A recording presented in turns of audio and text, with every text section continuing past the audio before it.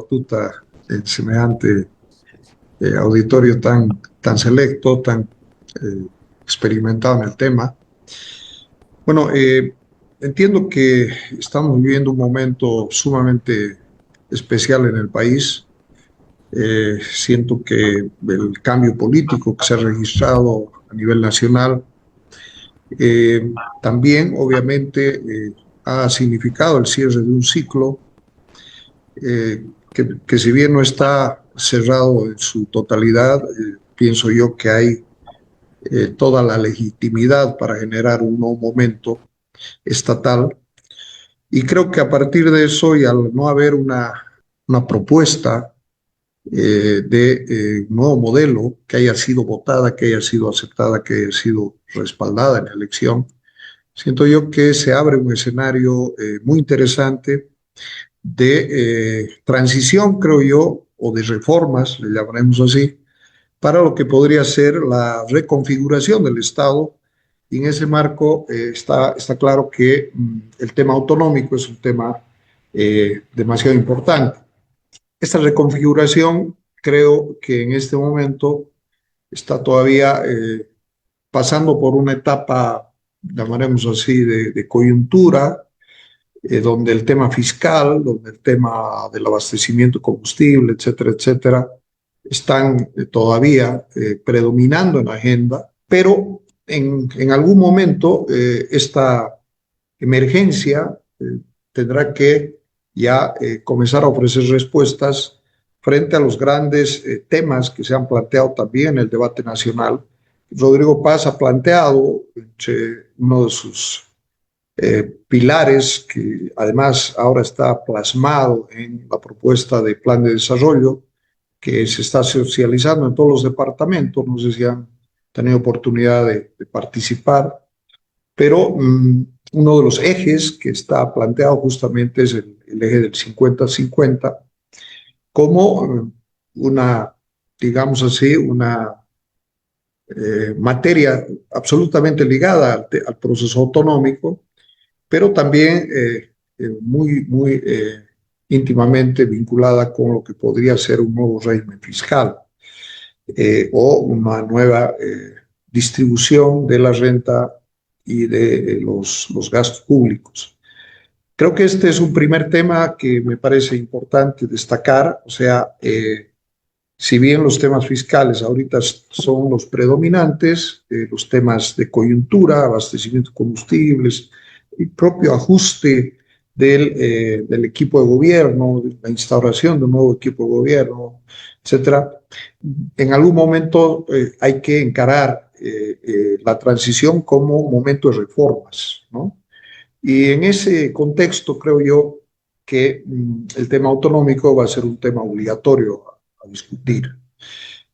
Obligatorio porque creo que es parte también de lo que fue el agotamiento del régimen del movimiento del socialismo, que desdibujó la autonomía a través de la ley marco de autonomía, la limitó, la estranguló, por un lado. Por otro lado, se mantuvo un régimen inalterable de centralismo fiscal. El ejercicio de competencias entre distintos niveles de gobierno ha sido bastante complejo y difícil, pero hay un tema que para mí es central, y es que no se puede seguir manteniendo un sistema de asignación de la renta que siga, siga siendo tan centralista como al extremo de que hoy el 92% de los recursos del Tesoro y del presupuesto general del Estado se destina al gobierno central. Eso implica que las autonomías están ante una virtual quiebra. Si ustedes analizan, prácticamente frente a un importante número de competencias y responsabilidades que les han sido asignadas, ante una cantidad de obligaciones que les han sido impuestas a través de confiscaciones, sobre todo a favor del gobierno nacional, hoy por hoy se genera un escenario de insostenibilidad, ¿sí? Porque Estamos hablando de la mayoría de los gobiernos departamentales que hoy están viviendo del crédito que puede dar el propio gobierno nacional a través del FNDR. Los municipios están con problemas fiscales muy serios. No hay una posibilidad de que el IDH se siga sosteniendo en el tiempo, que es una de las fuentes importantes. Consiguientemente, creo que la reforma se hace necesaria, imprescindible, impostergable, y el hecho de que el gobierno haya planteado algunos de los ejes, entre uno de los ejes del programa de gobierno, el tema de 50-50, aunque todavía no sabemos bien qué significa eso, creo que nos abre un escenario de amplio debate sobre lo que debería ocurrir en este momento de reforma. Entonces, con esa introducción, un poco con esa motivación, yo voy a pasar a otorgarles el uso de la palabra. Está claro que lo que queremos ver es cuál es la relación entre esta suerte de transición estatal la autonomía, qué tipo de reformas tienen que ver con el proceso autonómico, en qué medida las autonomías hoy se pueden constituir también en un sostén de un nuevo Estado, en qué medida estamos ante la posibilidad de hacer ajustes al modelo autonómico, porque está claro que es un modelo que ha nacido cercenado. Entonces, creo que es una bonita oportunidad para poder conversar sobre eso. Gracias a ti, Pica. Bueno, yo creo que la primera pregunta que ha quedado respondida por todos es que en este momento de reformas la autonomía tiene que ser parte de la agenda y una parte importante. De hecho, el presidente ha planteado la reforma del 50-50 como un elemento que está ligado íntimamente al tema autonómico. Yo quiero complejizar un poco esto trayendo a colación una de las preguntas motivadoras que decía, en este escenario fiscal, ¿estamos en posibilidad de plantearnos este tipo de reformas cuando está claro que el Tesoro General del Estado está bastante disminuido en su posibilidad de distribuir recursos, o es parte de la necesidad que tenemos de encontrar un nuevo sistema de funcionamiento del Estado y del gasto público? Yo motivo un poquito con eso. Walter, adelante. Walter, ¿yo? Sí, sí, claro. Está pidiendo la palabra. Mil gracias. Pica es el único que ha tocado el modelo de descentralización autonómica más radical y reestructurante que ha tenido Bolivia, que ha sido la ley de participación popular. Yo leí la ley marco de descentralización del MAS y era clarito una ley marco de recentralización. Y en efecto, al final de esa ley se deroga la ley de participación popular, aunque se mantienen los desembolsos. Yo quería hacer un par de preguntas sobre consecuencias tal vez no previstas de la ley de participación popular. Lo que yo he visto en una alcaldía en la que tengo cierto contacto, que es la de Tiquipaya en Cochabamba, es que las OTBs y los consejos de vigilancia se han convertido en, bueno, lugar común decir, instrumentos de corrupción, pero han sido capturados por grupos que, digamos, el comité de vigilancia dentro de la alcaldía y las OTBs fuera de la alcaldía logran capturar los recursos del POA, el Plan Operativo Anual de la alcaldía, para distintas OTBs, ¿no? Y es claramente un sistema absolutamente lo contrario de lo que uno quisiera ver en una democracia en la que hay rendición de cuentas y transparencia en el uso de los recursos. La pregunta es, ¿qué pasó? ¿Qué pasó? Porque cuando Rodrigo dice 50-50, no ha acompañado esa línea electoral diciendo con qué modelo. Y el modelo al que me estoy refiriendo yo ahora, que creo que es el mejor estructurado, ha sido el de la Ley de Participación Popular. No recuerdo uno tan estructurado para los departamentos, ¿no? Ahora, en Francia hay 36.000 comunas, que son municipios, que tienen su alcalde y tienen su consejo y administran una serie de cosas y yo no sé de cómo funciona su presupuesto. Lo que ha dicho Pica es evidente, seguramente un 60% de los municipios de los 335 de Bolivia son insostenibles económicamente porque no tiene el suficiente número de habitantes para que el per cápita que ha sobrevivido a la abrogación de la ley de participación popular le llegue. Si tienes 800 habitantes y tu per cápita es, digamos, de $30, no es mucho lo que puedes hacer, ¿no? Pero ¿cómo habrá sido que en Francia lo han hecho? ¿De dónde salen esos recursos? Habría que estudiar aquello. ¿Y por qué la ley de participación popular no previno ese asunto? O si hay coaliciones o agregados de municipios pequeños que puedan funcionar. Son mis Ok, preguntas. Primero, ¿qué ha pasado con las OTBs y los comités de vigilancia que capturan básicamente al gobierno municipal y se vuelven fuentes de chupar recursos de manera corrupta? Y luego esta fragmentación de municipios, son solo 335, en Francia son 35.000. No puede ser que para nosotros sea inmanejable ese tema. Y claro, la pregunta detrás de todas estas es, ¿cuál es el modelo de Rodrigo para el 50-50? de acuerdo. Pica, ¿te animas a responder?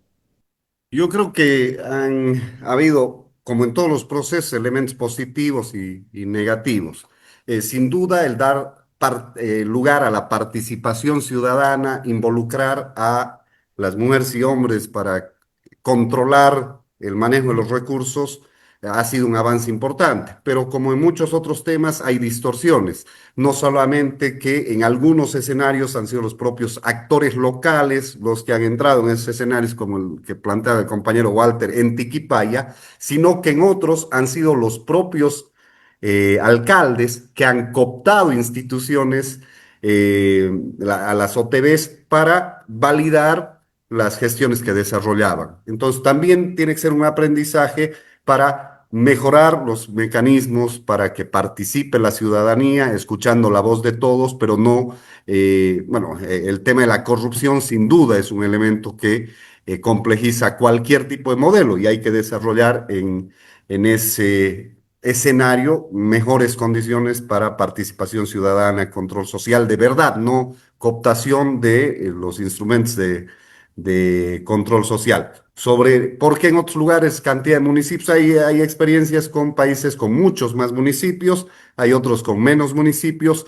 En todo caso, nosotros tenemos hoy un modelo, una cantidad de municipios, no es que no sea administrable, sino que seguramente en los procesos en otros lugares han habido otras condiciones. En el proceso en nuestro país hemos pensado como si todos serían iguales y no todos tienen la misma capacidad para desarrollar sus competencias. Ok, gracias, Pica. Eh, yo les voy a pedir que podamos, para hacer más fluida la conversa, limitarnos a 2 minutos en las intervenciones, las preguntas, los aportes, las consultas. Adelante, don Fernando Prado primero y después don Ronald McLean. Es un tema que no se ha tocado y me parece que es políticamente muy importante. Ya se ha escuchado oficialmente la posición de sindicatos, federaciones, confederaciones de trabajadores de la salud y de trabajadores de magisterio que no aceptan la descentralización, no aceptan la autonomía y no van a dejar el esquema nacional. Esto hay que conversarlo, hay que discutirlo, porque ¿qué implicancia tiene esto? Es que ellos se manejan en esquemas extremadamente centralistas y así es como operan y esa es la fuerza que tienen. Entonces, esto hay que discutirlo, hay que ver políticamente qué significa y cómo se va a enfrentar eso. Es un tema que hay que tocar. Gracias. Don Ronald McLean. Muchas gracias, un saludo a todos, un abrazo. Bueno, yo rápidamente, yo he tenido el privilegio de ser ministro de Planeamiento y alcalde, entonces me ha tocado ver las cosas de ambos lados.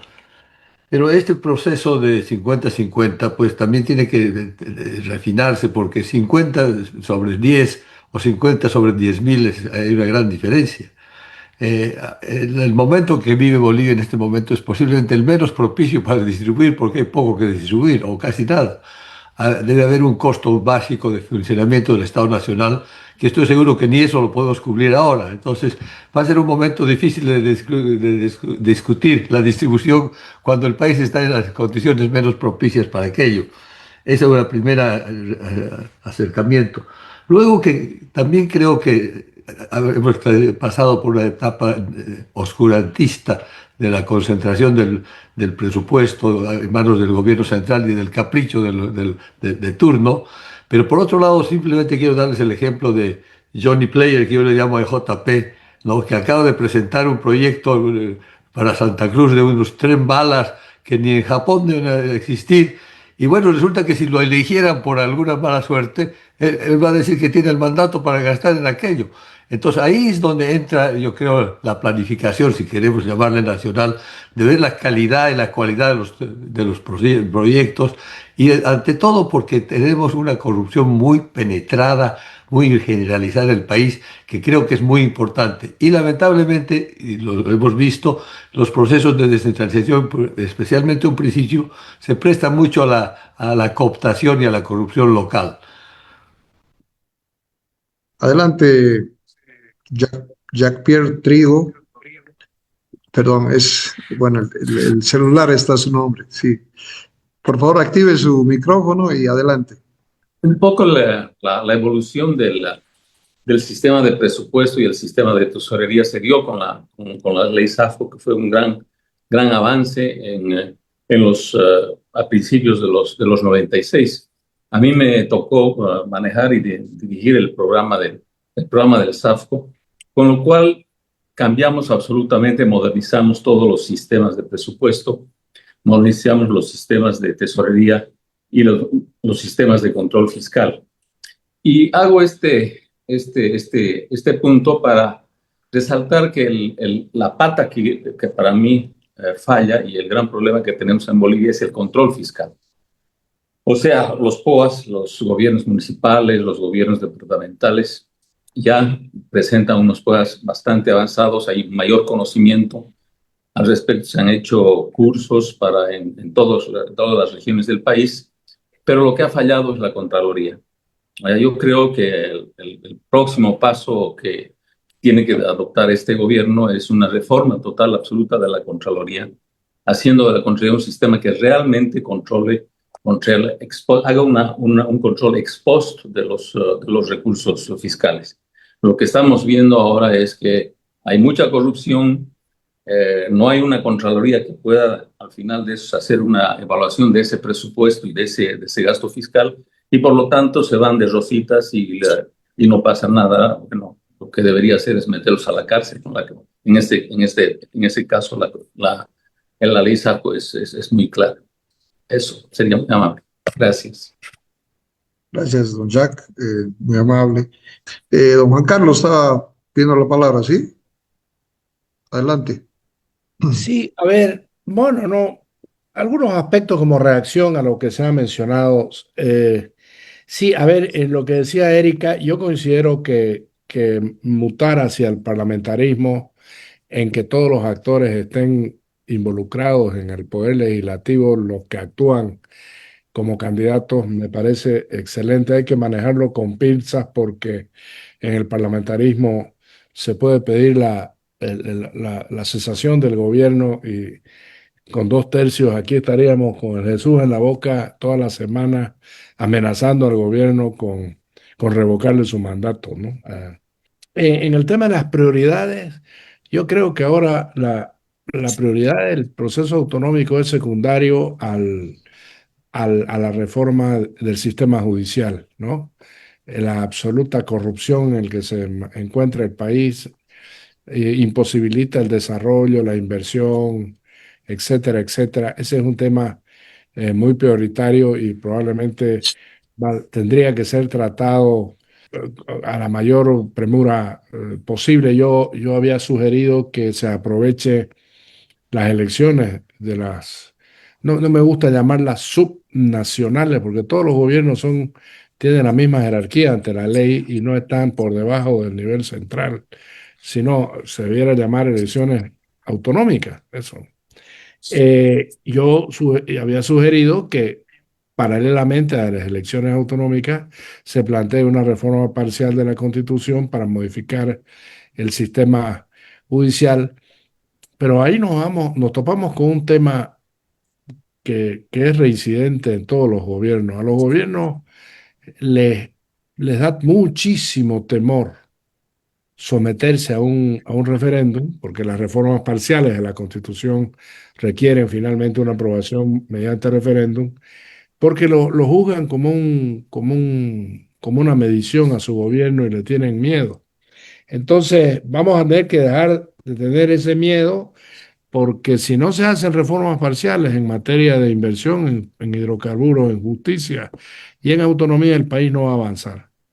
Definitivamente no va a avanzar más allá de hacer el ajuste fiscal, el ajuste monetario que aparentemente está yendo en buen curso. Coincido que es un tema, el control de los fondos públicos no es porque lo maneje alguien de La Paz, sino en la función de la Contraloría. Ahí coincido absolutamente con lo que mencionaba Jacques Trigo. Eso básicamente. Gracias. Don Juan Cristóbal, por favor, está su micrófono apagado. Adelante. Muy buenas noches, gracias Mauricio, qué placer ver a muchos amigos, amigas que desde hace tiempo no encontraba, va, un saludo. Este es un tema apasionante y mi preocupación de lo que he estado escuchando es que me parece que en muchos aspectos seguimos viendo el país con los ojos de ayer. Yo creo que este país ha sufrido una transformación muy profunda y que tenemos que, no sé, esforzarnos por encontrar nuevas formas de ver la situación, etcétera, y veo que no hay, sobre todo de los estamentos dirigenciales, un esfuerzo en tal sentido. Hablamos de las autonomías, yo coincido en muchas cosas con Juan Carlos Urenda, pero me voy a ir a una cosa muy simple. En estas elecciones autonómicas o regionales, la reacción ante el cambio que se ha dado en noviembre no se nota. La dispersión en Santa Cruz, les decía a Roberto y a Walter el otro día, a mí me espanta.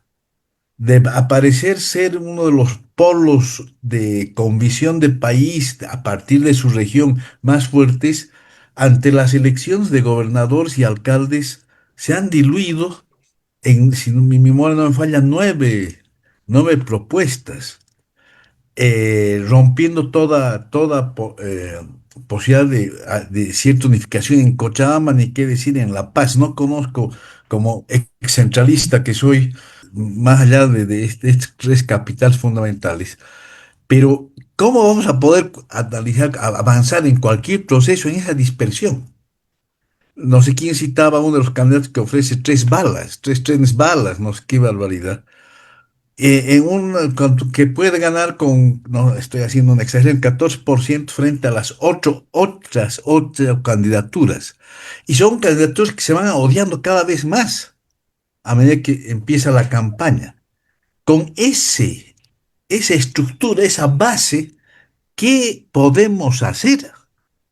Es decir, ¿qué proceso de 50-50, 49-51, qué vamos a hacer? ¿Ah? Porque el control se desvirtúa, la corrupción se expande y las propuestas confunden a la gente, que son cada vez más de cortísimo plazo. Entonces veo que ahorita el desafío, más que en el poder central, que como decía Juan Carlos, está preocupado con enfrentar la crisis económica de fondo y otros problemas de inclusión que yo me estoy animando a plantear porque soy periodista y al ser periodista soy audaz, sin mayores conocimientos, pero ahí es donde yo veo que el tema nos va a fallar. ¿Ah? No hay en este momento departamento con fuerza que pueda decir por aquí vamos, señores del gobierno, dialoguemos sobre esto. Va a saltar el otro que sí, el otro que va a pedir revocatorio en 2 años, etcétera. ¿Ah? ¿Cómo podemos trabajar, yo creo, en ciertos estamentos para perfilar un horizonte de más o menos concertación que nos permita hacer autonomía? Porque yo creo que es inevitable, es un proceso que tarde o temprano, mal que bien, va a llegar, tiene que llegar. ¿Ah? Y si no llega, se va a ir haciendo más extremo aún. Los peligros de desunión nacional yo creo que van en la medida en que no avancemos en estas fórmulas de podernos encontrar, pero sobre la base de que podamos hacerlo. En este momento no creo que se pueda plantear un debate serio, por ejemplo, en los 9 departamentos sobre qué vamos a hacer en las regiones, porque está en un mambo total. Y eso a mí me preocupa mucho porque vamos un poco como a caótica, con un elemento que, como decía Waltic, si no me equivoco, traspasa a todos, que es el fenómeno de la corrupción. ¿Ah? Que ya llega al límite, ya ha pasado todo límite. Y un elemento adicional más, a nivel global en el mundo estamos en eso. ¿Ah? Basta ver lo que está sucediendo con Venezuela y las reacciones cuando uno dice, ¿qué podemos hacer? ¿Y cómo podemos trabajar en nuestras regiones para lograr, y con esto termino, para lograr ciertas bases mínimas de concertación de acuerdo que permitan avanzar en cualquier proyecto, hacia el centralismo o hacia la autonomía? Pero eso a mí me está preocupando mucho, esta dispersión. Gracias. Freddy, Está bien, muchísimas gracias. Buenas noches. Ya habías renunciado a hablar, pero mejor. La autonomía tratada como un tema técnico, como un sesgo técnico, es como la estamos viendo ahora, ¿no?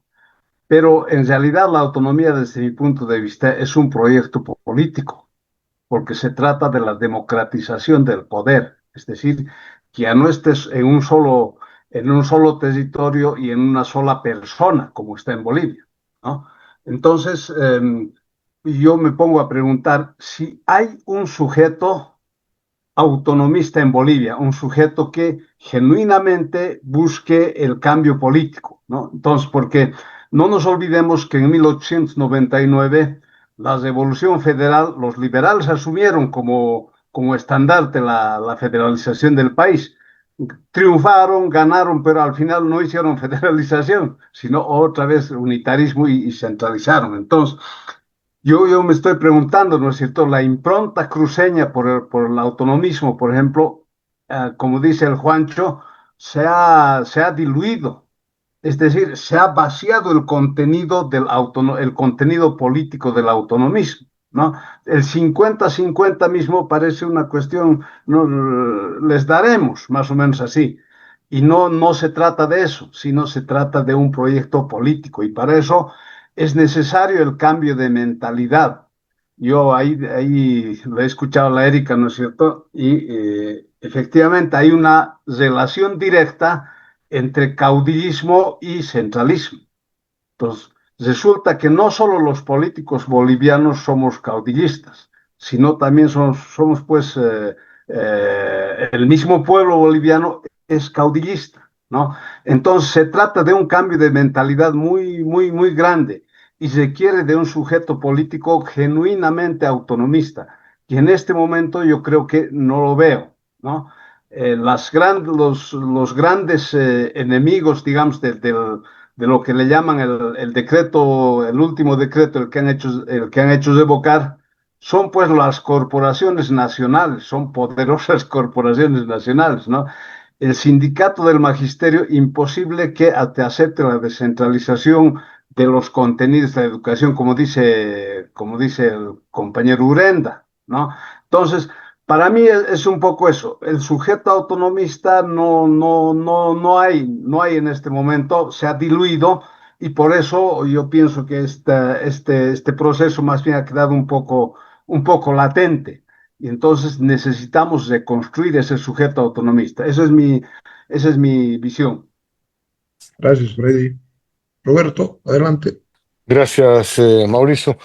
Ha estado muy interesante esta reflexión, este debate, y como siempre es un placer escucharlos, a los que ya conocen y han planteado este tema con tanta pasión, pero me ha llamado también la atención el hecho de que Juan Carlos, que ha sido uno de los grandes impulsores de la conversión de la demanda descentralizadora en autonomista, haya planteado en su orden de prioridades por lo menos dos antes de esta, que es la reforma judicial y la reforma de inversiones, que además requieren ambas la reforma de la constitución política del Estado.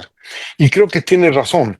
Creo que es fundamental que establezcamos claramente las prioridades y no le pidamos a una medida que resuelva otro tipo o todo tipo de problemas. Por ejemplo, durante mucho tiempo se ha hablado de la autonomía como un mecanismo de defensa frente al estatismo del MAS. Era casi una idea para proteger a la región más dinámica del país en ese momento, de las ambiciones estatistas del MAS. Ese fue prácticamente el rol de la demanda autonómica. Y por supuesto, el MAS supo manipular y eludir al final, y como Erika dice, incluso traicionar, porque la asume en la Constitución, pero luego se olvida. Pero también aparecen demandas como la que plantea Freddy ahora, ¿no? Y es que la autonomía es un mecanismo de democratizar el poder, de reformar el Estado, etcétera. Yo mismo muchas veces planteaba, me imaginaba la idea de la descentralización como un proceso de reforma del Estado desde las regiones, reforma del Estado desde abajo y no desde arriba. Pero en este momento estamos viviendo también un proceso de dispersión, de diferenciación, de segregación muy grande, muy fuerte. Lo estamos viendo en las candidaturas, lo estamos viendo en el corporativismo, y ese proceso se hace cada vez más agudo porque ya no existe la argamasa que juntaba antes a las corporaciones, que era el dinero de la renta petrolera. Eso se evaporó, y el Estado, que antes solía tirar plata donde había problemas, ya no tiene esos recursos. Entonces, tiene que imaginarse otra manera de resolver los problemas, otra manera de administrar los conflictos. Entonces, yo digo, en este momento quizás deberíamos reordenar las prioridades y tener claro que, por ejemplo, la democratización no tiene un único camino, que es la autonomía. Por ahí el proceso de democratización requiere más bien la parlamentarización, como planteó Erika, o la conversión del sistema político nacional en un sistema parlamentario que permita no solo a las regiones, sino al ciudadano sentir que su Estado es más cerca, que obligue al Ejecutivo a negociar desde el principio, lejos del espejismo de la segunda vuelta, que le ha hecho creer que tiene una gran mayoría absoluta, etcétera, y todos sabemos una mayoría forzada por el sistema electoral. Necesitamos una reforma del Congreso, necesitamos una reforma del Parlamento, que claramente no ha sido resuelta con los parlamentarios de circunscripciones uninominales, y tampoco es resuelto el ámbito nacional en el Senado, donde se agudizan las divisiones departamentales. Coincido con Juan Carlos en que la descentralización o la autonomía, como queramos llamar, es un principio administrativo fundamental, clave, que debería estar presente.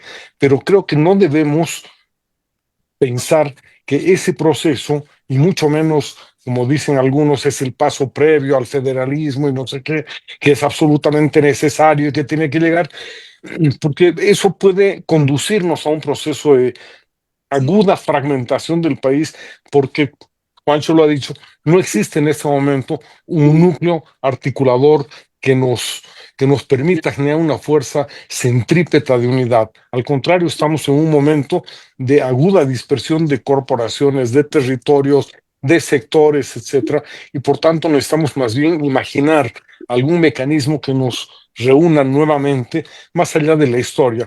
Yo he sufrido, y con esto termino, Mauricio, muy rápidamente, he sufrido un pequeño cambio en mi visión de las reformas institucionales, después de haberme dedicado este año a estudiar el bicentenario y haberme dedicado a estudiar cómo se produjo la independencia. ¿No es cierto? En la independencia, muchos de los argumentos que se usaron eran muy parecidos a los que hoy usamos con las autonomías. Acercar el gobierno al pueblo, ser dueños de nuestro destino, manejar la diferenciación, etcétera, eran los mismos. Y ese proceso terminó con la independencia después de 15 años de guerra civil y con un costo económico, humano y político gigantesco que nos atrasó 50 o 60 años el nivel de desarrollo, el ritmo de desarrollo, y que no lo hemos recuperado. Lo único que hemos hecho ha sido taparlo con festivales cívicos, con la construcción de héroes, etcétera, pero esa experiencia debía servirnos para no improvisar nuevamente y meternos de lleno a reformas que no las hemos estudiado, no las hemos conocido y cuyas consecuencias no podemos prever tampoco. Gracias, Mauricio. Gracias, Roberto. Creo que ha motivado esa intervención. Paso a don Walter primero y Erika después, por favor. Gracias, cortito. Les hago notar lo obvio. Hay un modelo de descentralización vía autonomías que ha sido implementado en el país con muchísimo éxito y con muchos fracasos. Obviamente me refiero a la Ley de Participación Popular de 1994. Ese es un modelo. Lo que estoy reclamando, ¿cuál es el modelo de Rodrigo para la redistribución del 50-50? ¿Tiene sentido volver a la Ley de Participación Popular y ver el modo de corregir, sino el concepto, al menos los procesos de implantación de ese modelo? Porque no veo que haya otro. En Santa Cruz se desgañitan hablando de autonomías y no acabo de ver un modelo tan completo como fue el de la participación popular. Claro que se dice, los que tienen lectura política, que Goni implantó eso para evitar, para reducir la fuerza política de las prefecturas. Puede ser, pero indudablemente esta ley ha creado una reforma que, si bien empezó de arriba abajo, el resto del proceso de su implantación fue de abajo hacia arriba, fue una escuela para la gente del MAS, fue una escuela política, fue una escuela administrativa, y yo creo que vale la pena encontrar sus fallas y tratar de reformarlas. O entonces que alguien muestre pues otro modelo que sea tan completo como ese. Don Walter, yo creo que hay, perdón si me permiten un minutito, hay un modelo que que está inscrito, que está desarrollado, más allá de que no sea tan completo como el de la participación popular, que es el modelo de las autonomías departamentales, que está en la Constitución, en la Ley Marco de Autonomías, en los estatutos autonómicos, etcétera, etcétera. O sea, hay también un modelo de autonomía departamental que no es el modelo de descentralización de las prefecturas, es otro modelo que no es un modelo pleno de autonomía, pero sí existe y es sobre el cual se está abriendo también el debate. O sea, el 50-50 tiene que ver con justamente el ajuste de este modelo bajo una nueva fórmula de distribución de los recursos y las competencias, ¿no? Doña Erika, adelante. Muy breve, ya como comentarista, hacer mi cierre y reflexionar sobre lo que se ha planteado acá. Walter, yo creo que es importante señalar que el proceso de descentralización es un continuum con errores históricos y con avances, que esta transición de ciclo nos permite reflexionar con la serenidad y la paciencia suficiente, ya que estamos priorizando otros temas que son tan importantes, tal como remarcaba Roberto Lacerda en alusión a la presentación de Juan Carlos Urlenda. O sea, hay otros temas. Y tenemos que reflexionarlo sobre la base de que habían los municipalistas versus los prefecturalistas o los departamentalistas. Ese dilema se ha resuelto. Se ha resuelto a través de un sistema digamos, de multinivel de 3 niveles, aunque hay ahí el puchito de la colita, el apéndice de las autonomías regionales indígenas, que van a ser parte, digamos, del modelo plurinacional minimalista que va a sobrevivir de alguna manera, ¿no? O sea, con algunos casos comunitarios, etcétera. Y el tema regional, que fue además un argumento para evitar la gran convulsión en el momento en que se preveían grandes recursos para el Chaco y el Chaco pretendía constituirse en un departamento. Entonces yo creo que aquí tenemos que estar claros en que el proceso, el modelo sigue siendo de 3 niveles. Y el tema de las gobernaciones es clave, porque hasta ahorita lo único que hay es descentralización política, pero no llega a haber una descentralización fáctica, administrativa y fiscal, porque la ley de clasificación de impuestos ha cerrado absolutamente el paso a la generación de recursos. O sea, es imprescindible una reforma fiscal, pero cuando no hay mucho dinero que repartir, evidentemente la cosa se dificulta. Por eso tengamos la paciencia suficiente, estratégica, para hacer un inventario de los logros, inventario de los errores. Yo he presidido 5 años la Comisión de Participación Popular, a 4 años de la participación popular. Los defectos de las OTBs, yo he visto comités de vigilancia que han volteado, han congelado fondos de varios, porque esa competencia se daba a la participación ciudadana, de varios alcaldes y de varias alcaldías, con un grave prejuicio por el solo hecho de que el presidente del comité de vigilancia quería ser el próximo candidato a alcalde. O sea, tenemos una cultura política tremendamente desestabilizadora y antiinstitucional en la gestión pública. Entonces, y se volvieron corporaciones. Al final, los comités de vigilancia que eran territorializados, terminamos de poner actores funcionales para que den otra mirada. En fin, ha habido varios ensayos. Yo creo que es importantísimo en este momento tener un poquito más de paciencia. El modelo está dado, pero es ver cómo ya distribuyes los chiches y no los chauchites, como ha sucedido en Tarija, que puede ser parte de los Guinness, de los estudios de cómo se puede chauchitar la plata, cuando hay un modelo electoral que se basa en municipios y en provincias que están reclamando y succionando dinero radialmente al prefecto y al gobernador al gobernador. Y tenían, para asegurar su gobernanza, porque por más que tengas mayoría en muchos municipios, en muchas gobernaciones, no tienes la mayoría en el órgano, en la Asamblea Legislativa. Los casos dramáticos son los de La Paz, inclusive el diseño electoral que tienen en Santa Cruz y en Tarija son los más, te demuestran de que no hay una proporcionalidad y una convergencia, una concurrencia entre el voto del gobernador y la representación parlamentaria. Entonces, eso hay que revisarlo. Y la participación, termino acá, la participación popular se constituyó como una emergencia, la gambeta municipalista, para evitar la descentralización departamental, precisamente sobre unidades territoriales preexistentes que eran anacrónicas y eran absolutamente disímiles, que era la sección municipal, en 311 que había en ese momento. Pero era una urgencia y se decidió que esa iba a ser la unidad de referencia. Hoy día, la unidad de referencia de la representación política a nivel de las asambleas departamentales y son las provincias, que también muestran un escenario absolutamente disímil y lleno de distorsiones en la representación. Entonces, yo creo que sería muy bueno hacer la revisión de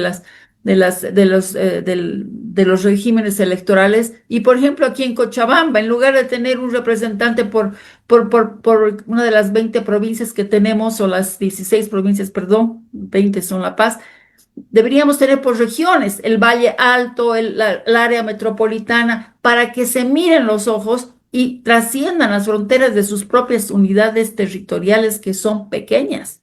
Mirarse como región cono sur, mirarse como trópico, mirarse como a las alturas, mirarse como el Valle Alto. Entonces, buscar que la representación está obligada imperativamente a mirarse los ojos a su vecino y no caer en el localismo que obliga a la chauchitación de nuestros recursos para lograr la gobernabilidad a nivel de los departamentos. Simplemente aquello, creo que hay mucho que hablar, pero definitivamente estos son temas claves y la Contraloría fue diseñada antes de la participación popular y nunca se terminó de ajustar al modelo descentralizado del país. Gracias, Erika. Vamos cerrando, por favor. Don Ronald McLean, por favor, adelante. Muchísimas gracias. Bueno, yo he estado siguiendo muy de cerca, de alguna manera, los temas de las reformas, no de las reformas, de la constitución actual del Poder Ejecutivo. Y una de mis preocupaciones es que están enamorando del modelo del juguete y no están necesariamente queriendo cambiarlo. Un ejemplo lo daba alguno de ustedes con la UPE, ¿no? Es la Unidad de Proyectos. Sí, La UPRE. claro.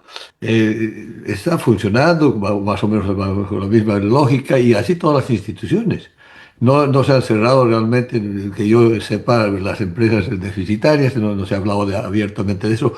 Y evidentemente en momentos de crisis, la regla general es la concentración y la unidad. O sea, las autonomías implican un proceso distributivo, ¿no? Son esencialmente distributivos. En momentos de crisis, precisamente es el camino contrario, por lógica. Ahora, claro, también tenemos otro aspecto.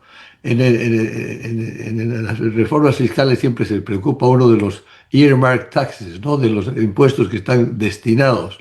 Y entonces ahí también necesitamos un sistema de rescatar lo que fue la Contraloría por un lado, pero también un sistema de calificación de los proyectos a nivel nacional, aunque sean ejecutados por las prefecturas, las gobernaciones, los municipios, que tenga cierta racionalidad.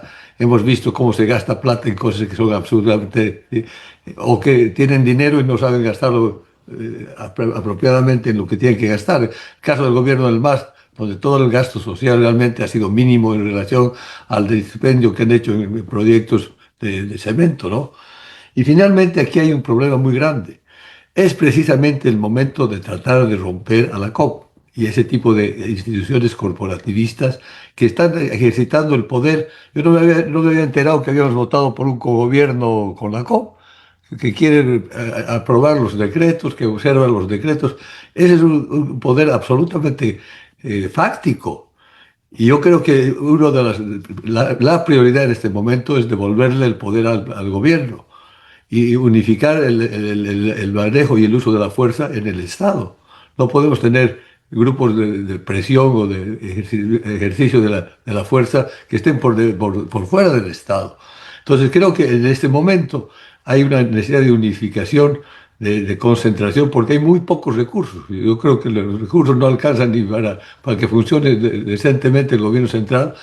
Entonces, hablar de porcentaje de distribución, cuando hay muy poco, bueno, tendríamos que distribuir el 100%, y cuando hay muchísimo podríamos hacerlo mucho mejor todavía, pero la situación actual impone unos límites muy grandes.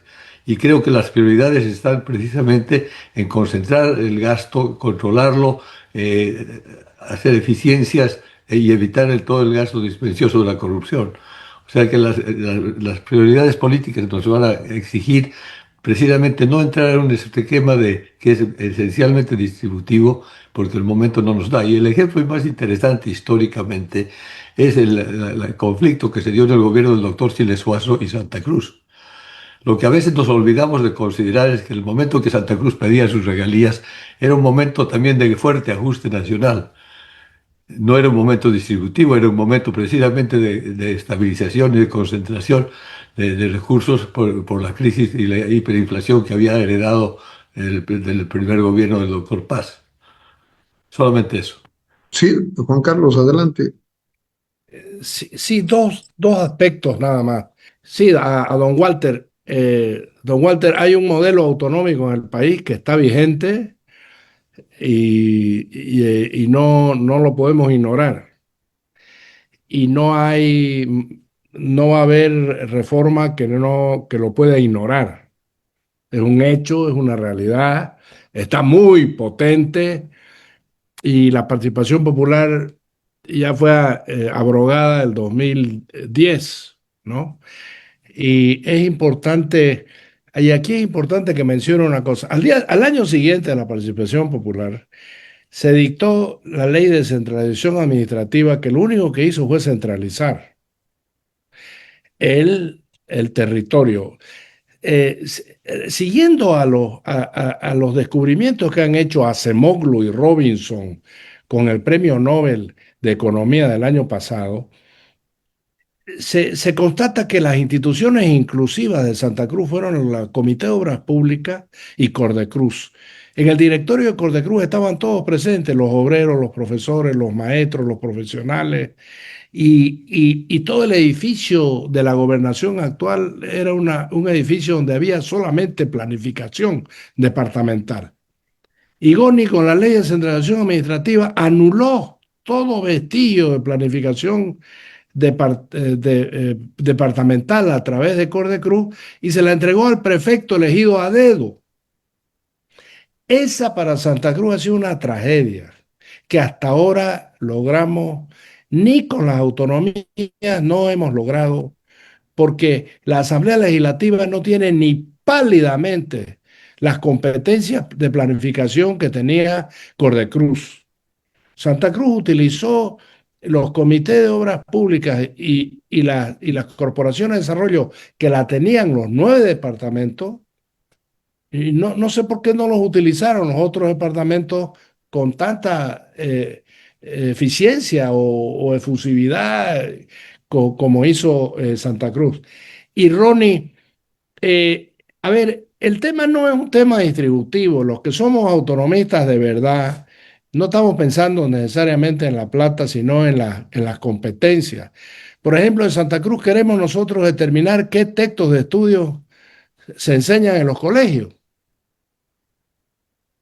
Porque la historia, la cultura cruceña está completamente al margen, ¿no es cierto? Yo, por ejemplo, lo conocí a Ñuflo de Chávez leyendo por mi cuenta, pero no se enseña porque no se lo conoce en el catálogo de libros que se enseñan en el colegio. Pero digamos, estudié quién era Mamaollo, ¿no? Y Manco Cápac. Pero de Ñuflo de Chávez, no, eso queremos cambiarlo. Lo mismo en la salud. Nosotros creemos que pudiéramos hacerlo mejor de lo que lo están haciendo. ¿Por qué el presupuesto de que desde el centralismo se puede controlar mejor los programas de inversión? Ese es un presupuesto que es, Ronnie, lo siento mucho, absolutamente equivocado. No es así. No porque venga del ministerio va a ser mejor de lo que podamos hacer en los departamentos. Hay que cambiar la mentalidad en este tema. Y con eso termino. Gracias. Pica, me pedías la palabra, adelante. Sí, solo para dar un último criterio. En tiempo de crisis, no solo crisis económica, sino una crisis multidimensional, es bueno pensar en reformas integrales, pero hay que ir definiendo prioridades. Tal vez no logremos un gran acuerdo nacional en todo, pero deberíamos tener acuerdos mínimos en los temas centrales.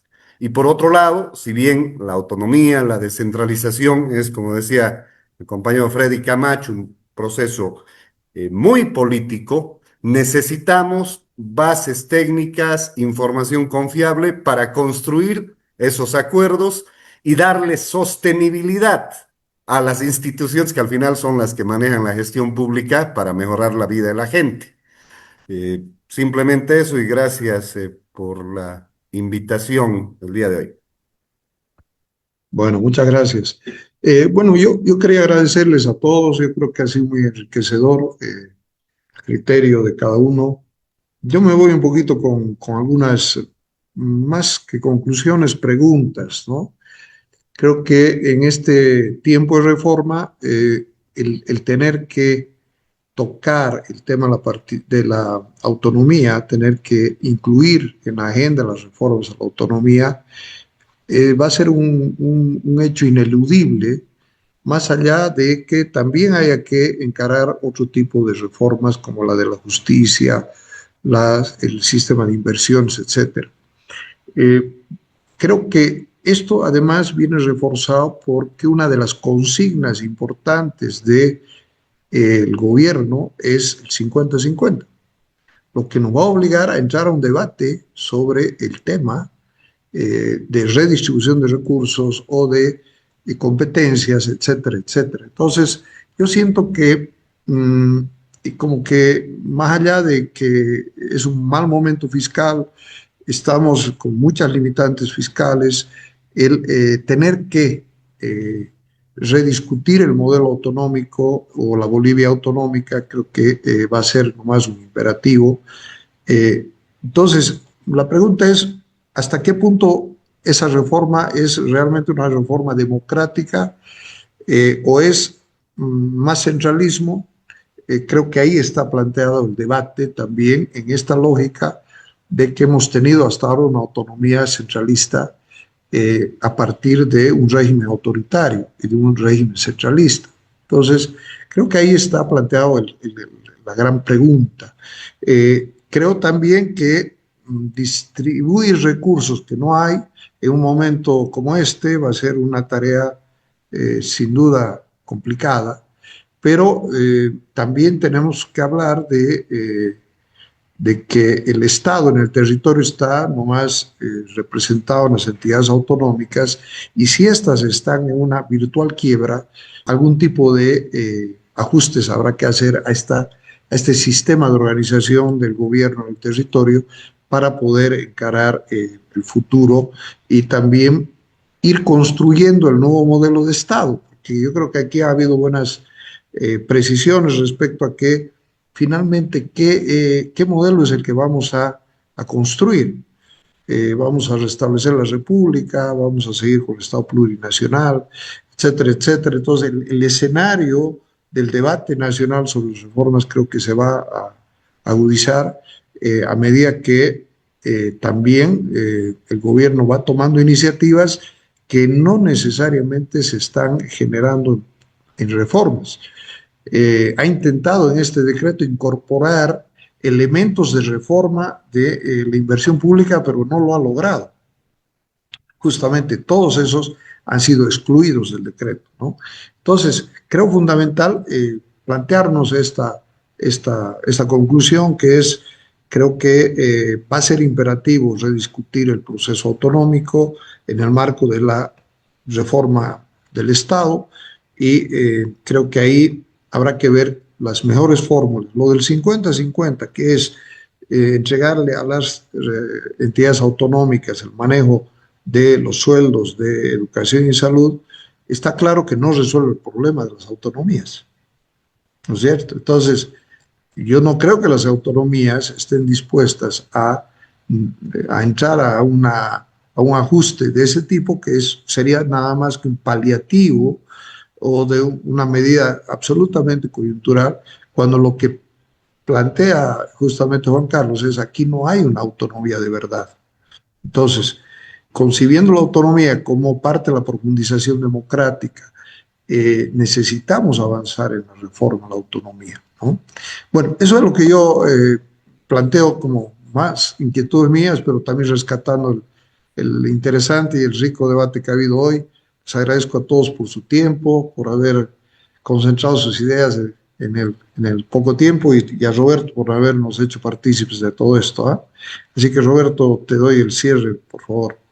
No, en realidad no hace falta, tu cierre ha sido magnífico y creo que nos quedamos todos con un poquito de hambre de seguir debatiendo sobre un tema que obviamente no lo hemos terminado de tratar aquí, estamos tratando de recolocarlo en la agenda, pero viene con mucha fuerza y creo que hay que estar bien preparados, meditar profundamente sobre lo que se hace y tratar de evitar lo que he dicho, la improvisación, porque improvisando es como hemos nacido e improvisando es como hemos venido tropezando durante tanto tiempo.